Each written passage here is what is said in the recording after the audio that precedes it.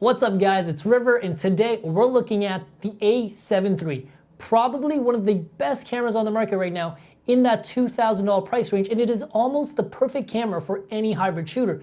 But does it make sense if you specialize in just photos or videos?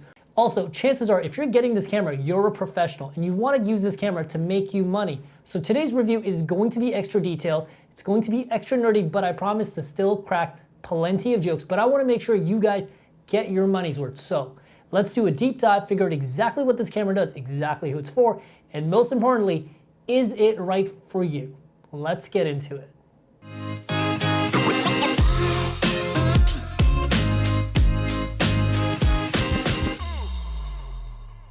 And before we jump into the video, I just want to quickly say thank you so much for the lovely comments I've been getting.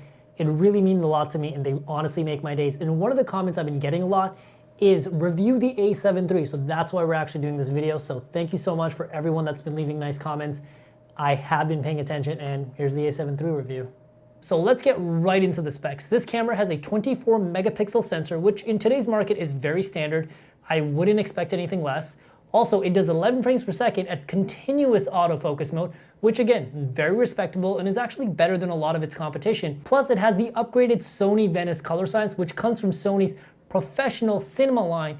It isn't quite as good as the Canon color science. I'm still a Canon fanboy, I guess, but it definitely gives Canon competition. And video is really where this camera shines. It does full HD up to 120 frames per second with autofocus.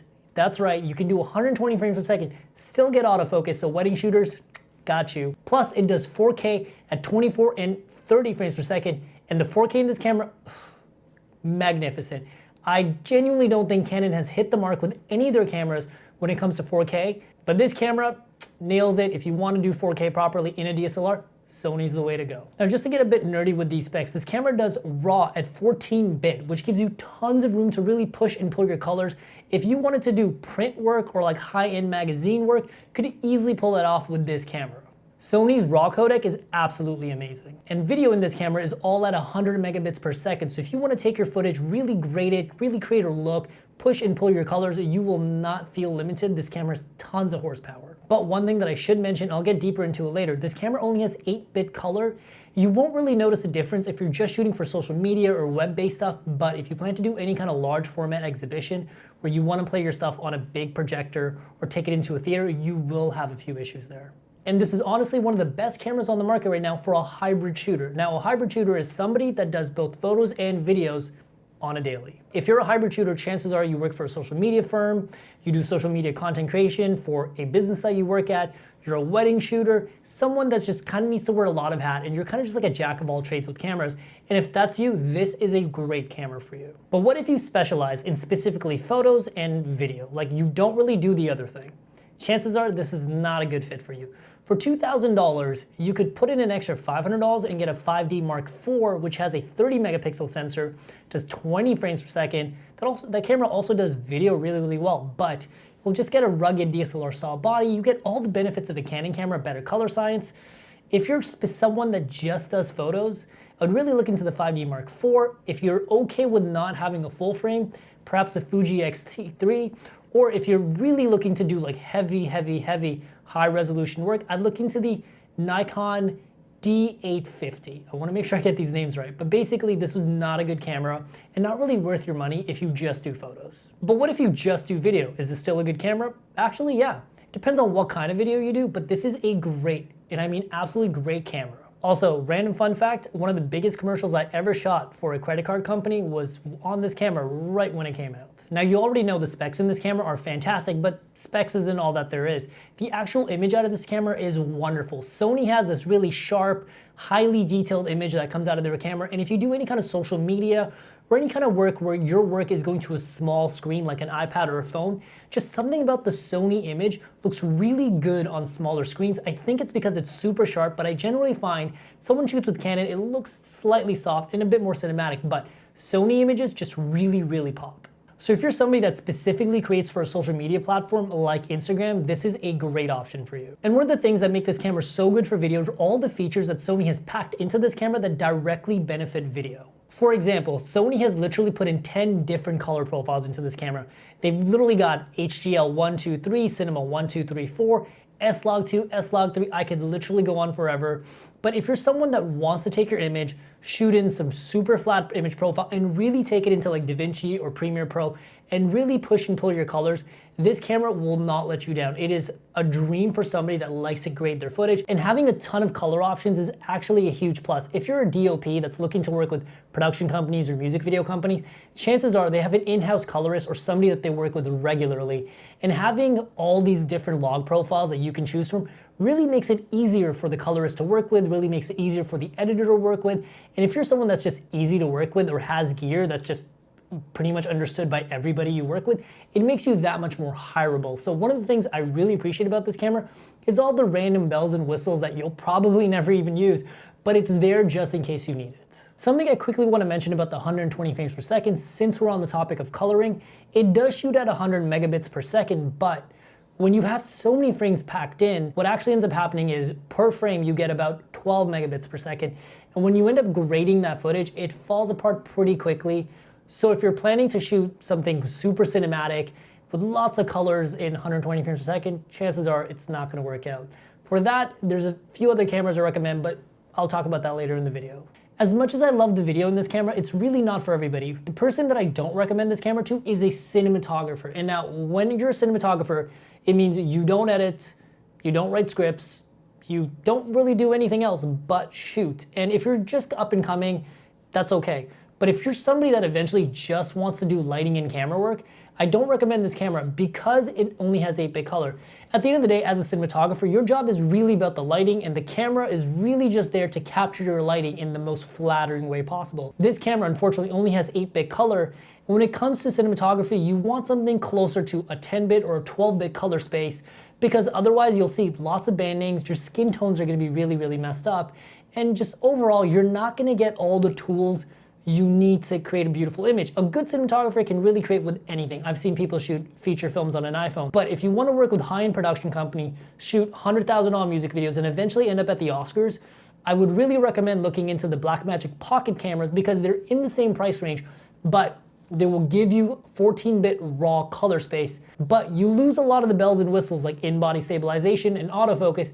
However, you're probably not going to need those things anyways in that workspace. But for my hybrid shooters out there that are working in social media firms, traveling to Bali, making all these beautiful travel films, this camera is still perfect for you. Next, let's talk about autofocus. So the autofocus in this camera, you might have heard, is phenomenal. It's unfortunate that it doesn't have Sony's newest autofocus that is AI based and actively tracks eyes and faces and subjects. It's just magnificent.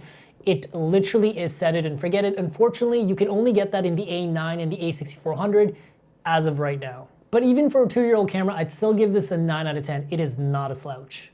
When it comes to photos, it's fast, reliable, it basically never hunts. For videos, it's not quite as fast as the newest Canon cameras or Sony cameras, but it still does a really good job tracking faces, object tracking, and generally I find it does a really good job with continuous autofocus. And this camera does have touch autofocus. It's really useful when you have this thing on a gimbal. That way you can just tap your screen lightly and it'll pull focus to whatever you need it to. And it's much easier than messing with your lens and messing with your gimbal. Like if you shoot with gimbals, those things are really sensitive.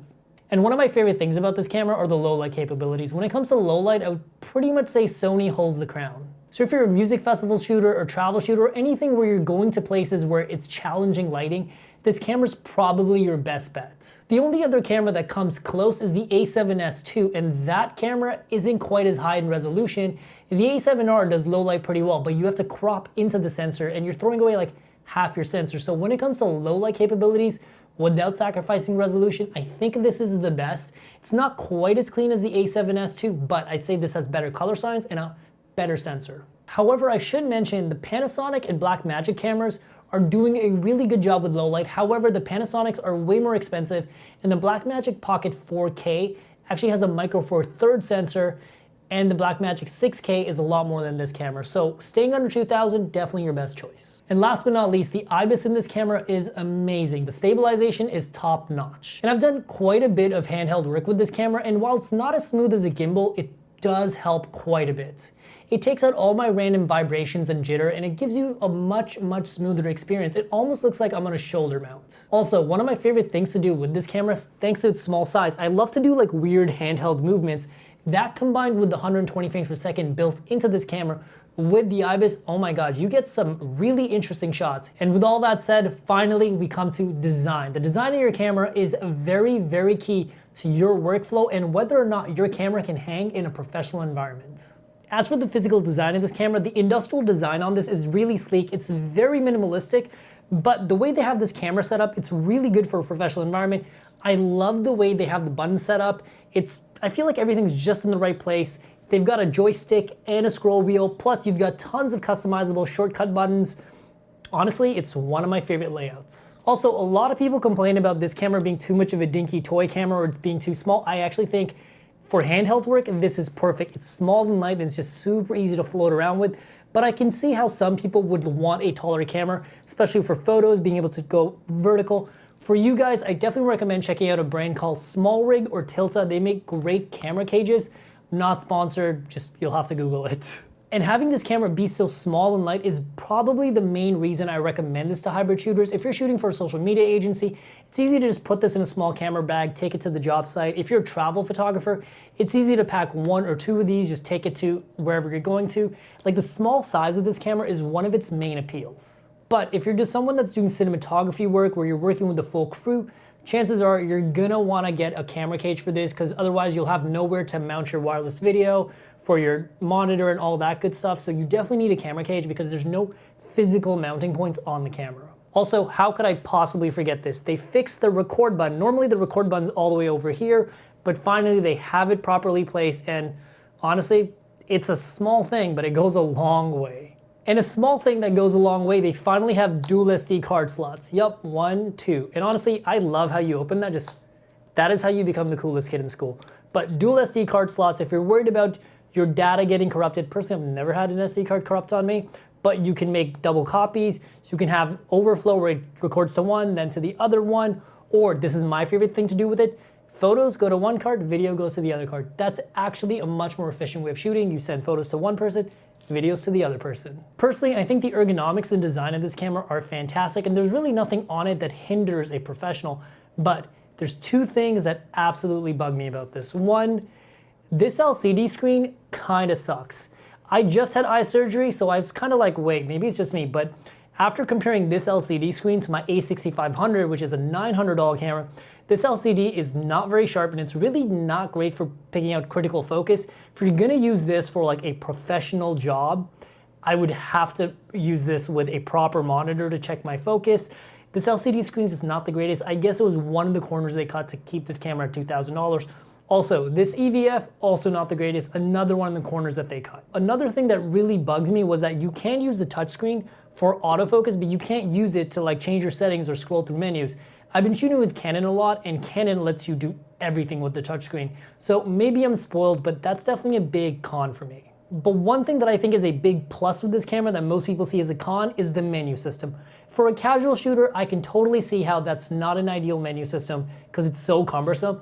But for a professional, I love that menu system. It's deep, you can really go in and tweak and customize every little thing that your camera does.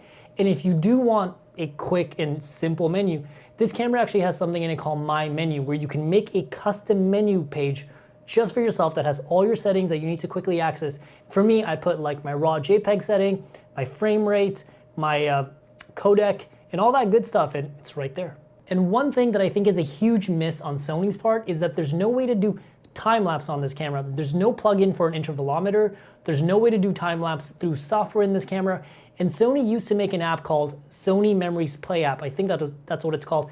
I can't find it on the App Store anymore. So effectively, the only way to do time-lapse with this camera is just to let the video run. And if you've shot time-lapse, that's really not the best way to do it. So honestly, when it comes to time-lapse, this camera completely misses. And one massive win for Sony is the battery in this camera. This camera features the Z-style battery, which lasts 4 to 5 hours. Sony cameras generally only last about an hour max, so that is a huge win, especially if you're working with a professional crew. Not having to change your battery every half hour is a huge win. And a lot of times I pick Canon over Sony because Canon has the LP6 batteries. I'm happy to say these batteries are just as good, so if your choice is between this camera or the Canon simply for the battery, you can easily go with this camera, you will not be disappointed. So at the end of the day, who is this camera really for?